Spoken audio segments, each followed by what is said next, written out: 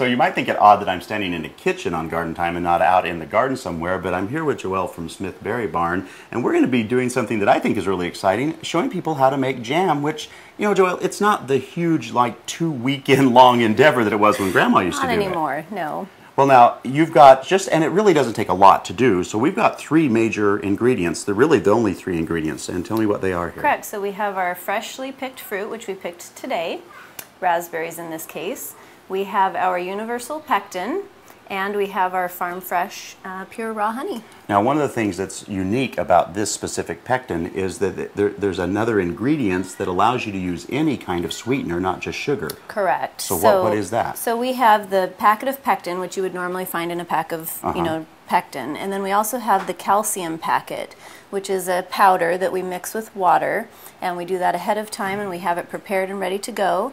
And then that's basically the secret ingredient that allows the jam to gel up without the use of sugar. So you can use, if you're a diabetic, this is great because you can use like sweeteners or stevia or honey, all kinds of great things. Correct. So now I'm assuming that this is just pure raspberries smashed up. This is 4 cups of mashed fruit, nothing else added. And we've just mashed it to a puree. And Joelle, how many berries did it take to get 4 cups? This is about 3 pints of fruit. That's not bad at all. No.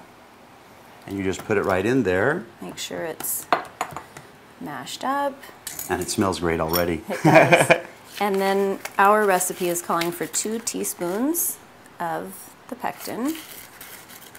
And you just put it right in there. And then it also calls for 2 teaspoons of the calcium in whatever sweetener. Into our honey, correct. So I can do that while you're stirring that up. Okay. Well, so far it's very, very easy. Now, after we get this stirred, do I put this in now or do I put it on the stove first? We're going to wait. We're going to take this to the stove once we get this mixed and start the boiling process of just the pectin and the fruit. Okay. Once we get it to a boil, then we're going to add our sweetener. And it only takes a minute or so upon boiling. All right. You want me to carry that over there for you? We're ready to go. All righty. Let's do this. So now Joelle has had this on the stove here, and you brought it to a boil while stirring vigorously. And now is the time we add the honey. Correct. Or whatever, you know, sugar sweetener that you're going to add. Yep. And this has the calcium already in it that we added, the secret little ingredient. All right, there you go. And then it says that we just return this to a boil again. So it's just stirring and waiting for a boil. And while that happens, Joelle, I noticed this big beast here. What's it for? This is my version of a hot water bath for the jars. So we will be doing a traditional canning method of filling the jars and then simmering them in the hot water bath. Did the same thing with the seals there too. Correct. So they've been on a simmer, and they'll be hot when we put it all in the jars. And in this case, we only need to hot water bath them for 5 minutes. So. Nice, nice. Another easy step. Now this looks like it's starting to boil. It is. So I think it's about time that we get to fill up some jars, don't we? Pretty close.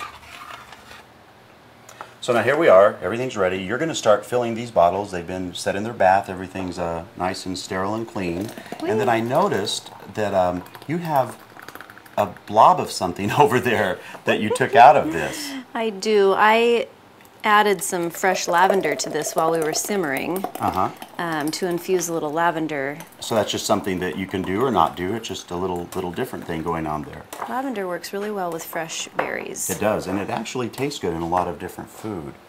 Now, after you wipe these off, you're going to put the caps on them, which have also been sterilized. Correct. And it's just a pretty simple process of popping them on there.